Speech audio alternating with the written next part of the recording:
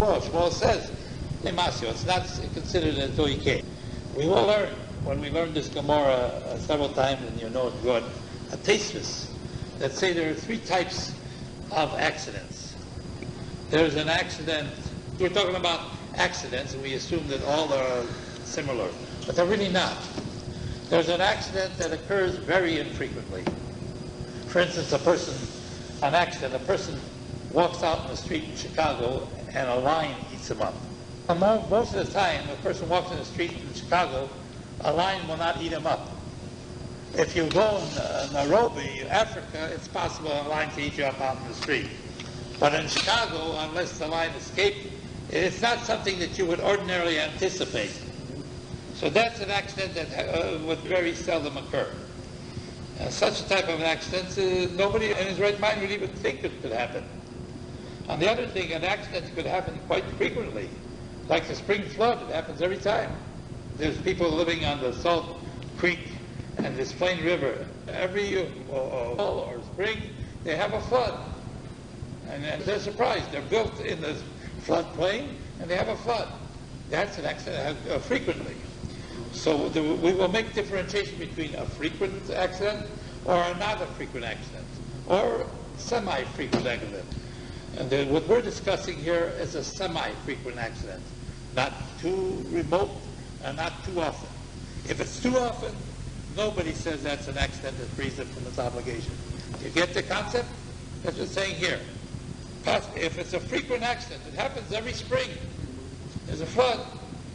Omar Shmuel loves me Masio. It's not until he came. So what if it's semi-frequent? Then that's what you have to make in a condition. And that's what the Gemara says.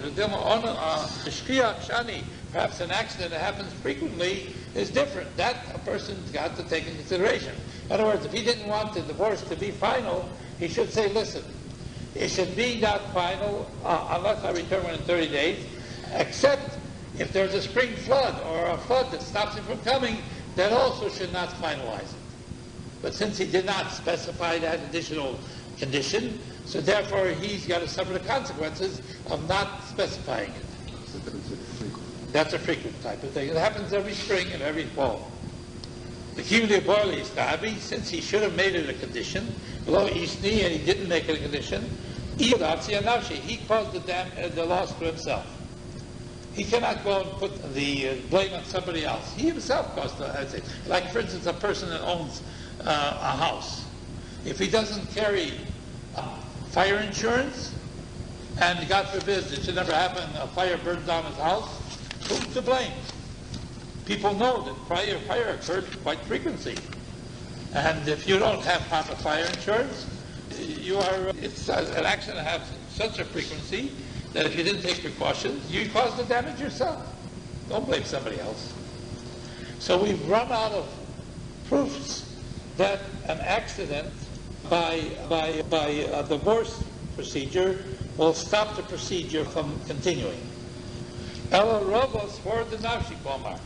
Rabbi says the real reason that Rabbi says we won't accept an excuse to stop the operation of divorce, but we make it final, it's from his own reasoning. He doesn't have really a proof from any Mishnah or Brisa. Well, what's his reasoning?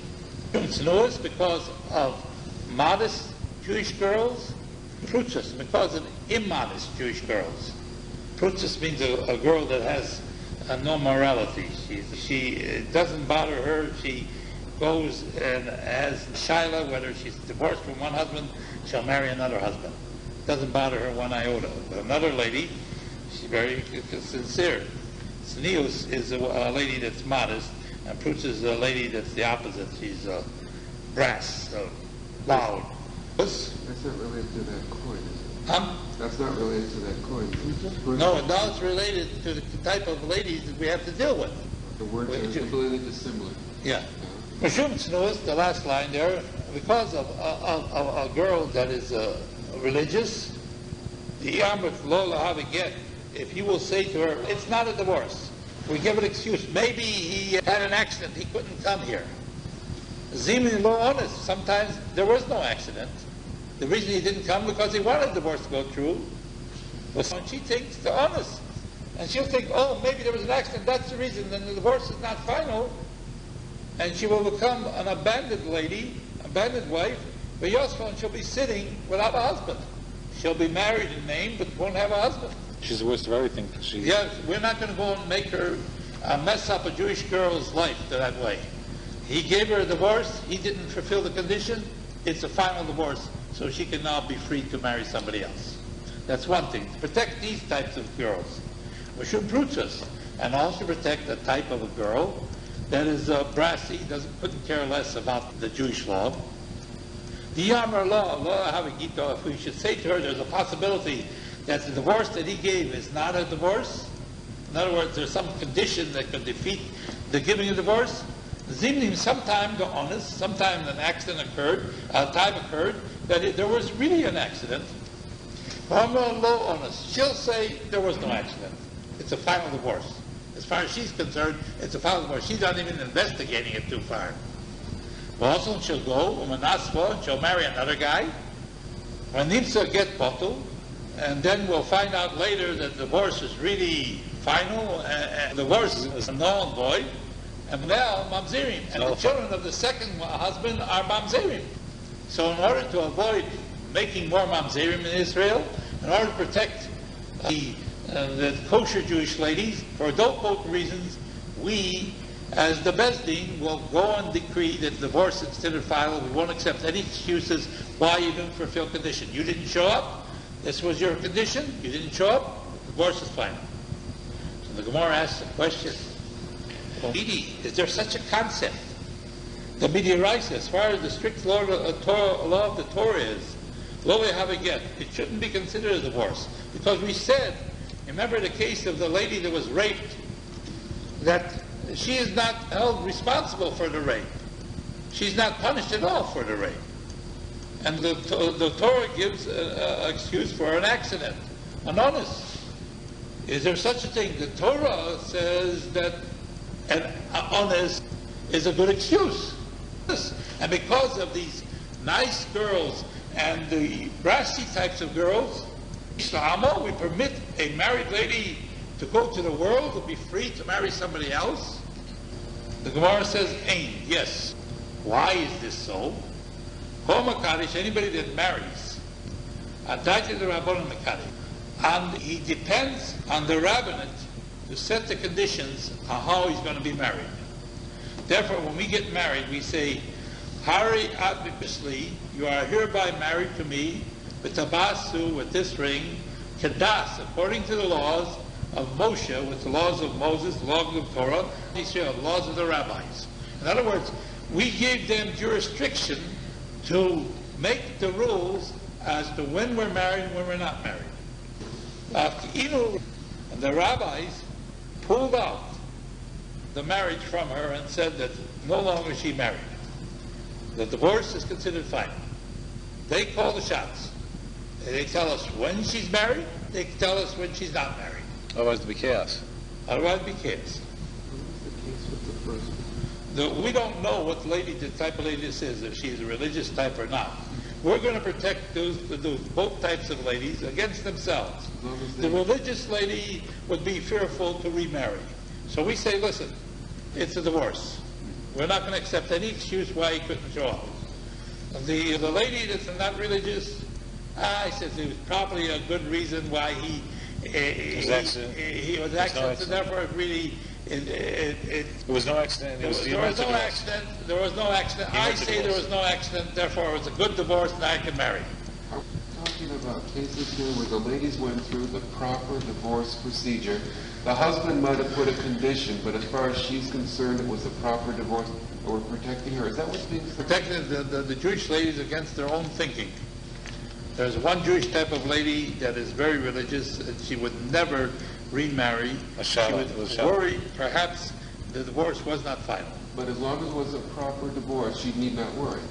We're saying, Rabbi says, in both cases, we're saying it's a final divorce. As long as she went through a proper procedure. Yeah, Rabbi says it's a final divorce. We're going to give, even if there's any accident, we don't accept the complaint of accident. It's final. You get it? No, I see, I'm reading all this. You've got all this thing there. It's just a question of absorption, gentlemen. But I assure you, you'll absorb it. I predict if you come constantly to the Shurim, you'll be able to read the Gemara and translate it and understand it. No problem. It's just a question of don't be fearful. There's nobody going to fall, or there's not going to be a bolt from heaven and strike you down if you make a mistake. God forbid. The only one that makes mistakes is a person that is learning Torah. A person never learns Torah, never makes a mistake, he never learns anything. You will become Gedolim, gentlemen. You sit and learn. With God's help, we live and be well. I will push you to that you become great Gedolim. I have many of my students, former students, that are great rabbis. So I have no hesitation in predicting that could be your lot too, provided you persist in learning. Because who's going to help you? Almighty God. You're going to know it, and you're going to know it beautiful. And hopefully the day will come when you will become great scholars, and people will say, Rabbi Friedlander, you don't compare to these great scholars, and I will be so happy you will not believe it. But I'll be so happy. I say, oh yes, that's true. They are much more learned than I am. And I'll be happy. I won't be sad. Where did we end in that? Well, we didn't really end. But, all right, now, I'll go a little, gentlemen, but you, up to this point, you understood this, Baruch Hashem. It sound beautiful to you? There's a concept. I'm losing a grip, but it doesn't matter because you lose a grip anyway. Well, we'll go over Go it. to the point. Go to the point you want to stop at. All right, I'll go to just a little further if you don't mind. This concept is beautiful. There, I'll read a little further. Where are you, first of all? Kibinei. First word in the line. First Mekadesh. The Mekadesh. The Rabbanon Mekadesh. He marries according to the reasoning of the rabbis. And the rabbis uproot the marriage from him. He's now divorced from her. Rabbi asked Rav Ashi a question. It's right if he marries a lady with money. Remember we learned there's 3 ways in which a lady can get married. With money, with the document, or with sexual intercourse. And so we say it's basically to say, listen, the money that you gave this lady, we decree it's considered like a gift, not for marriage purposes, and therefore your marriage is like an annulment. It doesn't exist. Or it fails because of lack of marriage money. We consider that a gift. We call it a gift. What if he married her by sexual intercourse, which is of course a way which is effectual as far as the Torah law is concerned, but it's frowned upon by the rabbis. So the Gemara answers, Shabi Rabbanon Bilah, the rabbis, in their power, they make his sexual intercourse with the lady that he wanted to marry her with that sexual intercourse, a sexual intercourse of illicit nature, rather than to effectuate a kosher marriage. And they have the power to do that too. Even if he intended to marry her with that sexual intercourse, and he had the proper things, they have that power because when he marries on the conditions that the rabbis set up, and they have this power, they can do whatever they want. They can call it a marriage, they can call it not a marriage. Yes? You have a case here where it was approved and then later on they're going to disprove it to Yeah, end in the they can divorce? knock it off, yes. So it was, they were living together in sin then? Yeah. They have a power Well, because they want to children protect. be They want no the children. When you live in sin, you're not making children mamzeri. It's only It's only when a lady is already married to somebody else. Well, what would the children be? English law bachelors has nothing to do with Manzera. No. This Only if a person lives with a close female relationship, like a mother or a daughter, makes Isn't a a mamzer? child a mamzer. Isn't a Or if he mamzer? lived with somebody else's wife, that would make a child a mamzer. That's only But from if he lived without out of wedlock, it wouldn't make the child a mamzer. a mamzer. The child would be a kosher Jew. Out of it? Yes, I know, it surprised you. Out of But he would be guilty of a sin, obviously, because you're not permitted to fornicate. You're Mamzer. supposed to, what? They're only from relationships that are punishable with death penalty, right? Koras, Easter Koras, where you can cut off before your 50th What birthday. about adultery? That's something that punishable with death penalty. Incest, death penalty. Everything in Vikra, that's death penalty. I understand, but there are certain different... But these are enforced by God. There are different decrees. These are heavenly death penalties, not earthly. Rabbeinu Shalom, there are different decrees depending on the circumstances. It's not universal. It depends on circumstances. If you have no witnesses and no proper warning prior to the time, there cannot be a death penalty applied by a human tribunal. But that doesn't...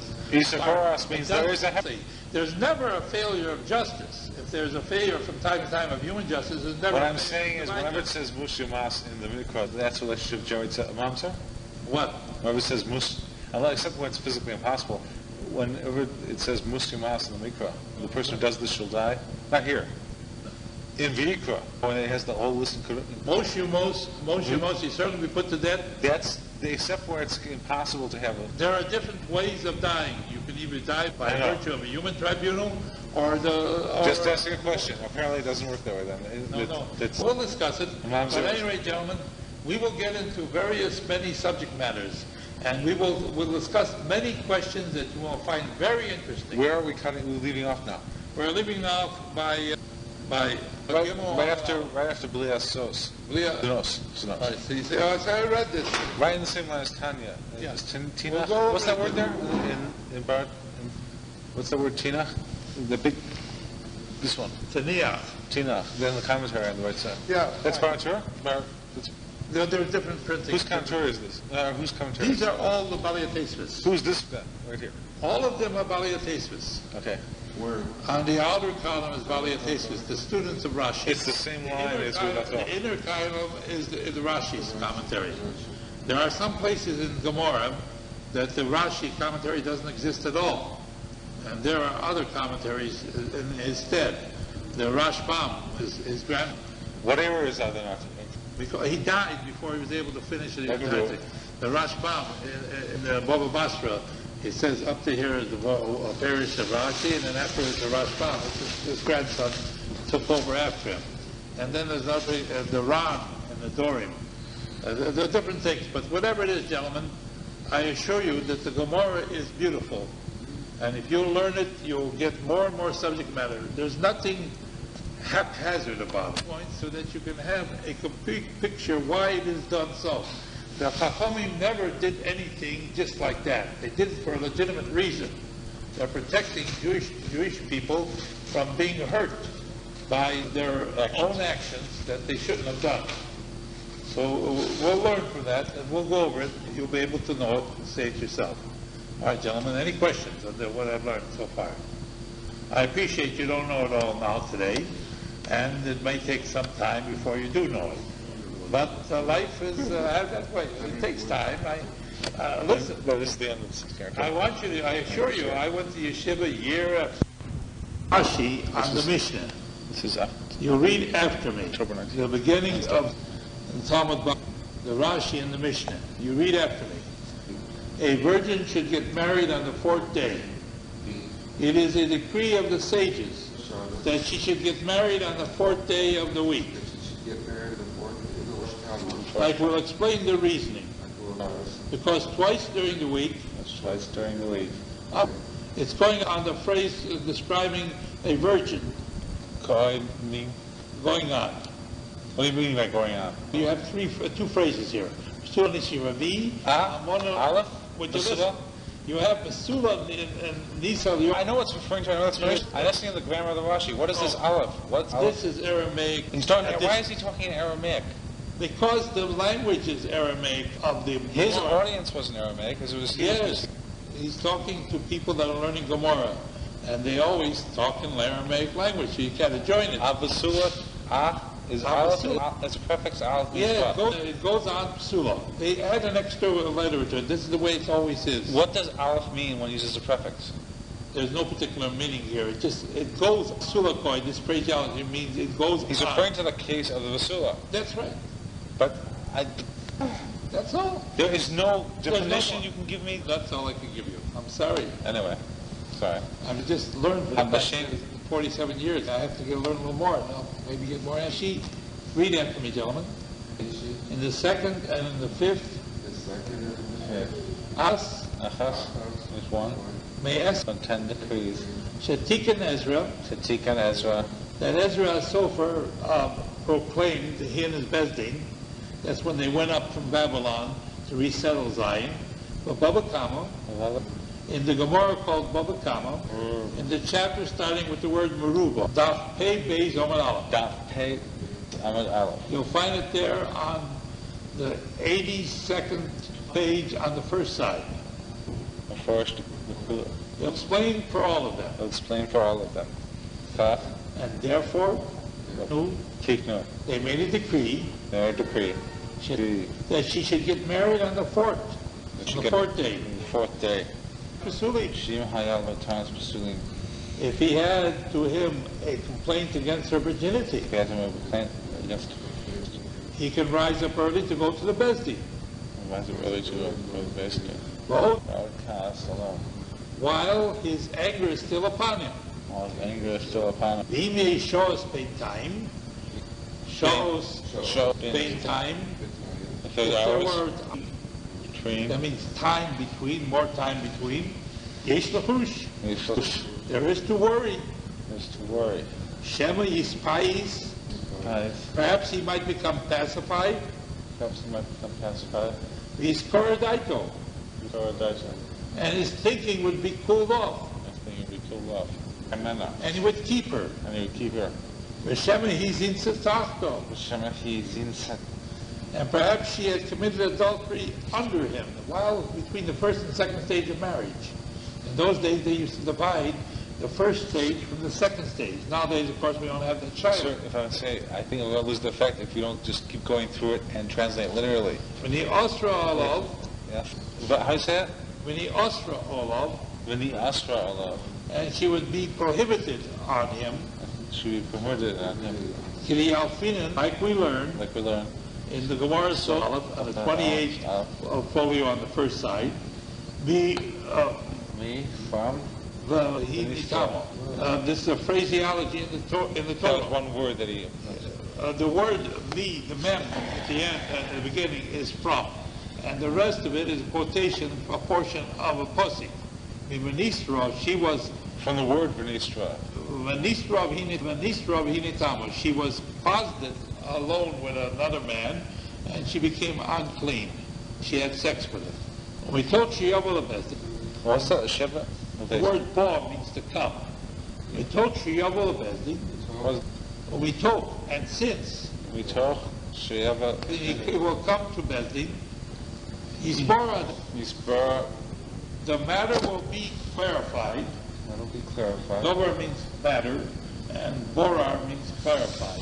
Call. When they were going out a rumor or a voice, literally, The law of course. Shema Yavo Eidim, Shema Yavo aiding. perhaps there will come witnesses for Gemara Parik, and in the Gemara will ask the question, More than that's the question. let her get married also on the first day of the week.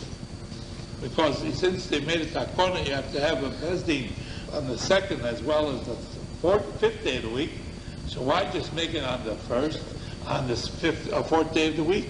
Let also make it on the first day of the week. And the Gemara later will say it was a question of preparing the wedding feast. You needed enough time to prepare it. If it was prepared, if you were getting married on the fourth day of the week, you could prepare it 3 days ahead of time after Shabbos to prepare for it. But if you got married on the first day of the week, you wouldn't have enough time to prepare for it. All right? You want to try the Gemara. All right, say the Gemara. Naftali, can you say it? I can just say a word here and there. All right, I'll read it. You read after me, both of you gentlemen. Omar Rav Yosef. Omar Rav Yosef. Rav Yosef said. Rav Yosef said. Omar Rav Yehuda. That Rav Yehuda said. Omar Shmuel. That Shmuel said. Yifnei Ma. Yifnei Ma. Why is it? Why is it?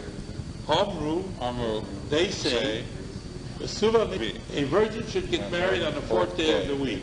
Yeah. Because we have learned. Because we have learned. If the time came when the wedding was scheduled for, only so. And they didn't get married. They didn't get married. The lady didn't marry him. She didn't marry him. She eats from him. And she eats from Truma if he happens to be a coin. Could I suggest something? What do you Could you, if you just read it and repeat the Hebrew after you translate, we don't repeat the English because otherwise dilute the effect of trying to learn the Hebrew. How about that? I tell you, this Gemara is very exciting. When you get into it, you'll find so many different subject matters. and very interesting. It's just like everything else. Koras, Kolish, Koshos. Every beginnings are difficult, especially Gemara is very difficult. But if you persist, you will know. Don't worry about it. Everything, well, you know. Yeah. Life is that way. That's all I said. Yisurim after Yisurim. Yeah. We're not alone. Yeah.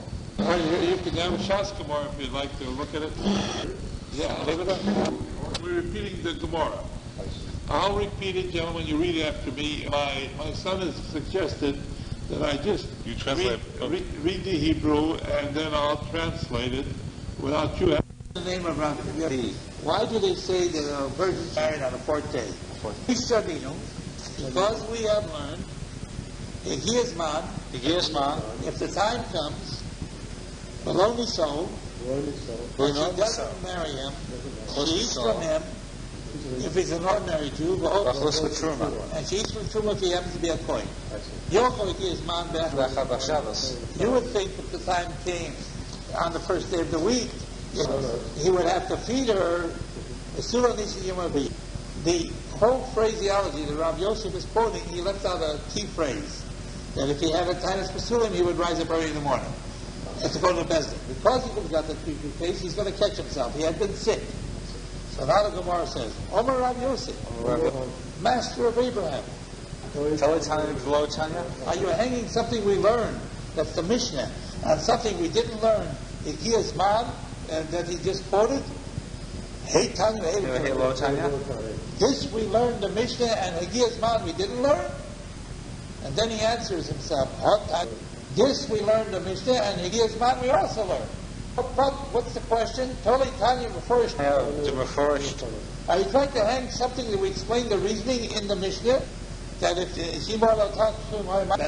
has complaints of virginity, he can rise up early to go to Thursday? Wholesome, please pass you. What was that phrase literally mean? Tali Tanya Meforish Tama. Word by word. Tali Tanya. Tali literally means to hang. To hang. Tanya is something we learned. Tanya, something we learned. Meforish that we explained. That we explained. Tama, a reason. We hang something we learned that we explained the reason. What does that mean? The Mishnah has a reason why we have to get married on the fourth day of the week. Do we hang something we learned on explanation? And you're going to compare that to a phraseology. What's Tama mean again? Learning. We hang something we learned on explanation of the Mishnah has an explanation in it. Phraseology has no explanation in it. That's wrong. Because what is the word? This word is a phrase that gets me again and again. Tali. Pardon me a second. Tanya. Tali Tanya Meforish Tama. You're trying to hang something that you learn a reasoning with something you learned that you didn't learn a reasoning. Could please get the sentence right, word by word translation? Hello, holy, hanging, Tanya, something that you learn in Meforish Tama that explains its reasoning. That's the Mishnah. But a Tanya with something you learned in Meforish Tama that doesn't explain the reasoning, that cannot be. So that he's correcting himself.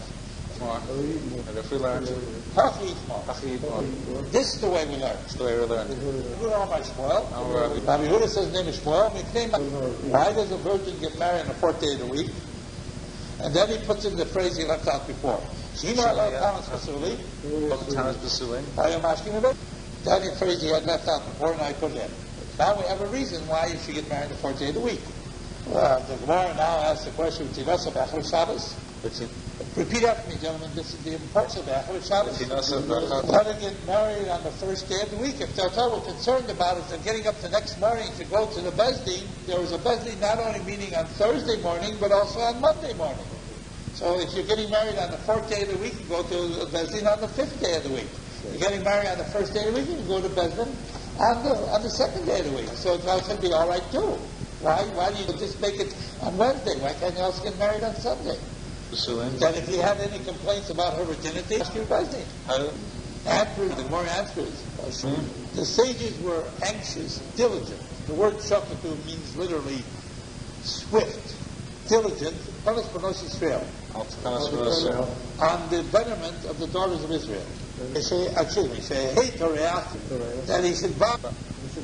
They should bother? They should bother the Seudah in preparing the feast. 3 days. Shiva Shabbos. The first day of the week, the second day of the week, the third day of the week, and on the fourth day, he can marry her. Torah, the Suda. What's the word of or? Of Tircha is bader. with that spelling? Yes. Tes, Reish, Tircha. That's not a very common word, is it? It is a common word. It is a common word. It's not a very difficult word. If you want to show you, I'll show you some words that are very uncommon. A lot of times, the Gemara talks about there are some words that even the great scholars couldn't understand. They had no dictionaries. The reason was that they had gone to the household of who was the chief rabbi of his time, and they heard one of the servant girls talk, and she used a lot of words they never understood. And so it turns out that Fanossi had coined new words. So they were using them in the family household, so therefore nobody else knew what they meant. What kind of word? What situations? They call it broom. They used a special word for broom and other things. So Why would they do that? very simple. I got my first grandchild, he comes home. He comes there, now he's already talking already a little bit. So he heard, now when he wants cold water, but he can't pronounce the whole thing, so he calls it wawa. And it's cold with ice in it, icy wawa. So before you know it, everybody's saying, icy, you want some ice? We use the terminology he's acquainted with. But he taught it to his kids, so there must have been a reason why he taught it. If the baby taught to us, that's one thing. But if we taught the baby that, We're kind of capable of learning too. question, what? He must have had some reason. Was there something he invented that was new? No, first he touched ice. Yeah, so that's Not the ice. baby. Not the baby. I He thought touched- it was Nasi, actually. No, he probably made some new coins, some new phrases. No problem. It's a living language. It grows as it goes. All right, gentlemen. Let's go further. I'll read the Rashi on that part from the Gemara, starting from the Gemara. You read after me, gentlemen. Because we learned a common makshia law. Later on, he'll ask a question on it. Later on, that's question. Because he left out the key phrase. The time came and she did not marry him. But common, later on, the parak Afalpi, in the chapter starting with the words Afalpi, even though, that's the words that starts off the chapter. Tanan, we learn in the Mishnah, no sin was a Chodesh. Chodesh, we give to a virgin lady 12 months. But when the husband first asked her to marry him, he's her on Nisuin, and she's preparing for the wedding. The finest atzma, the takshiti, to prepare for herself with her ornaments, or we call it now a hope chest. The parnes, the word parnes kandiro, balaz is an acronym. It's a contraction of Loshen Amzeh, in the language of this people. Rashi from time to time put in medieval French words. He was a French rabbi, and he knew French words. In particular, he lived in the 1100s in Spain, Troyes, Spain. That's on the Rhone River Valley, not too far away from Switzerland. And they gave to a widow for 30 days, because she'd already been married. She had most of her home chef already got together. But the important thing is that there was a difference between the time that the first stage of marriage, called Conditional, and the second stage of marriage, called Chuppah. Excuse me, gentlemen, please forgive me. The first stage of marriage is called Kedushin or Erison. The second stage of marriage is called Chuppah or Nisuin. They're interchangeable terminology. It came the time of this, and he didn't marry her to go to the chuppah. But common before, later on we'll explain, that the husband is withholding the getting married. The word okel means to hold back. If that's the case, okos mishalo, this authority wants to say he can eat from him. But the husband is obligated to feed his wife from the decree of the Bezdin. When a person marries a Jewish girl, he has certain obligations toward her, and she has certain obligations toward him. One of the obligations of a Jewish husband is to feed his wife. So common, like later on, The Perik Maro, in the chapter starting with the word Naro, and Daf Mem Bob Amud Beis, on the 46th folio on the second side. There's 2 dots. That means that there's a Mishnah there, and we went over it once. And we can do over it again if you wish. Not right now. You can eat truma. He can eat truma. In koinu, if he is a kohen. Later on, we'll come to Ravashi that says, in fact, any kind of an accident, an onus that stops the wedding, does not make that the husband has to feed the wife, as we will come to the conclusion. And this would eliminate the question that I had when we first learned this Gemara. If she's still not a wife of a Kohen, how can she eat truma? Even though he has postponed the wedding, he has to feed her regular food, but how can she be qualified to eat truma until she actually is his wife? But according to the conclusion that Ravashi says, that in fact he doesn't have to feed her until he actually marries her, this is no problem. You understand? She wouldn't be eating truma until she actually is married. But according to the authority that says that she can eat truma even before that time, this is a question. If he's a Kohen, how can she go and eat truma until she actually is his wife?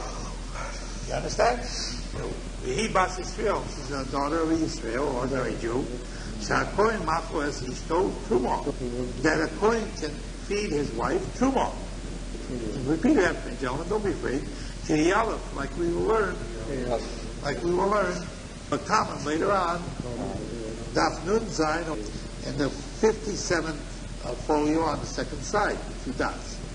Again, me, the mem, it means me, from, and the rest is a quotation of a pasuk.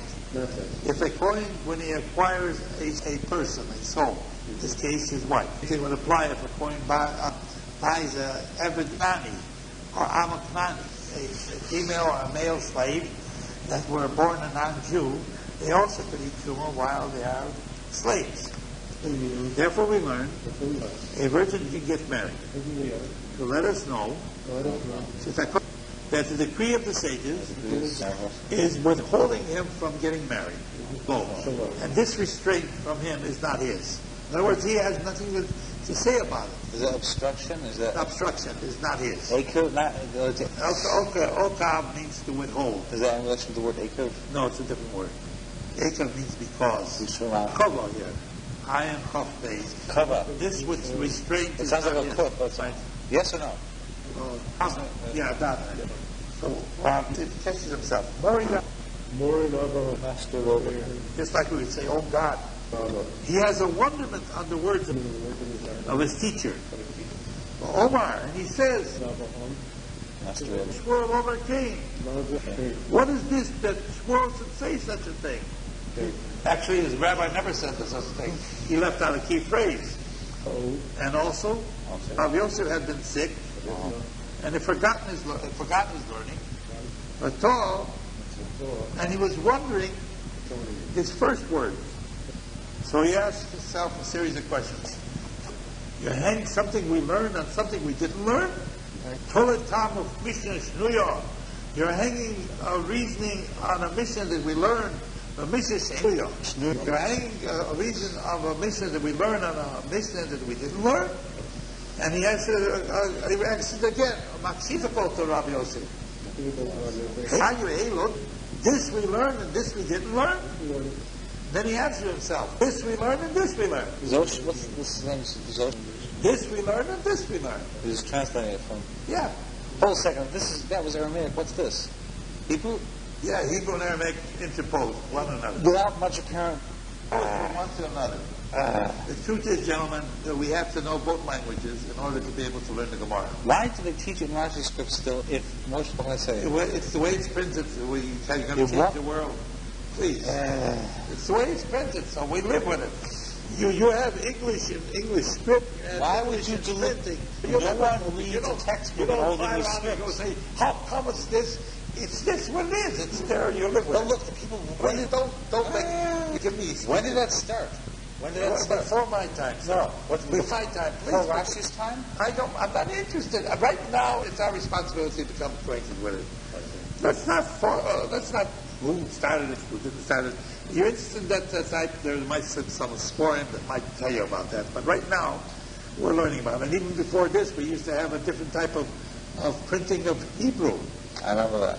And so it's a very difficult printing type that you were not even acquainted with. So be You want to talk about the old time? Before please, if you knew, you didn't know, you didn't know. I will totally tell you the first time on. You're hanging something that you learned that you explained the reasoning in it. Be the time of the first time on. With something that you learned that you don't explain the reasoning in it. Time of the forest betocha. The reasoning is explained inside of it. Kadeshi Yashkin Rabbi. In order that he'd go up early to the Bezding. But the phraseology starts with the word, and the time came, Shum Tam. There's no reason explained there as to say, because why, what's the reason that if the time came on the first day of the week, he doesn't feed her, he doesn't have to feed her. But let her also be able to get married on the first day of the week. All of this, Rav Yosef is saying it. Now we're going to learn new. Go back to the Gemara. Hold a second. What we just left in the middle of this thing? Are we at the end of what we do? Yes. Now, once we've established that the sages set up something, now we're going to ask the question. Akshav now, the Akshav and now, read after me, gentlemen, in the Gemara. The Akshav and now, that we learned, Shaktu, this diligence that the rabbis had for the daughters of Israel. This phraseology we learned by the time came, lonely soul, and he didn't she didn't marry him. She can eat from him and she can eat from Truma if he happens to be a Kohen. If the time came, on the first day of the week, since he's not able to marry her, he does not have to feed her. In other words, and something that stops him from marrying her, he does not have to feed her. Therefore, if he becomes sick, or she became sick, or she or she her menstrual period started, he doesn't have to feed her. He doesn't have to feed her. Any kind of accident, he doesn't have to feed her. The chatakonis of the sages, his sickness, her sickness, or she became menstruant, she doesn't feel good. All these excuses are sufficient to cancel the wedding for the time being, and doesn't have to feed her. The second stage? What stage? The second stage, obviously. What about the first stage? He already went through the first stage. No, it doesn't cancel the first stage. No matter who's sick and who's well? No, the first stage, we're talking about going through the second stage of marriage. What about the First stage you already went through. They're now concerned about getting married. That's what I was talking about with those hope tests, that she was already married, and then but she's gathering the first stage of marriage. This suing is the second stage of marriage. The boy, I read it again. The boy. There are others that ask a question. They don't make a statement, they ask a question about it. Who? If you were sick. Mahu. What is the halacha?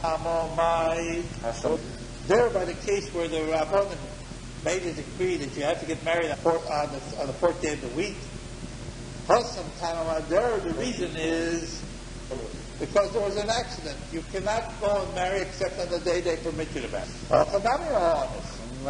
So here also there's an accident. He got sick. It wasn't something he intended. I was compared to two cases where the rabbis made a takona, or he got physically sick. Or perhaps we make a nation.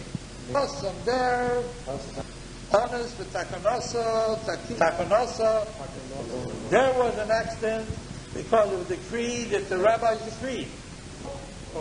But here, by him getting sick, there was no decree. And perhaps he doesn't have a permission not to feed her. Maybe he might have to feed her. And if you will find to say, if he became sick, he has to feed her until they actually get married. Closely, Ma'o. If he became sick, what is the law? Can he say to her, I am ready? Here she's sick and he's ready. Such insensitivity is monumental. We're not talking about the real world. We're talking about a rule of law. You understand, gentlemen? So don't think anybody in his right mind is going to go and antagonize his bride on the wedding day. You got to be meshuggah for that. We're just talking about the rule of law. Where are we again? The third line from the bottom. Or perhaps, what's the umbrella? She can say to him, has been inundated his field. His field has been inundated. That means it's his hard luck. He's got to go and feed her from now on. What case is that from, that phrase from? She got sick. No, not that phrase. Case. Where does the phrase come from? It comes from a pasuk in Mishlei, as Rashi will tell us. All right, let's look at Rashi. Akshav, the part we left off. You have Akshav about 10 lines from the bottom, gentlemen? You have it? Yes? Yes. Okay, Akshav. And now, say it after me. And now, Sheshaninu Shaktu, that we learn the concept of being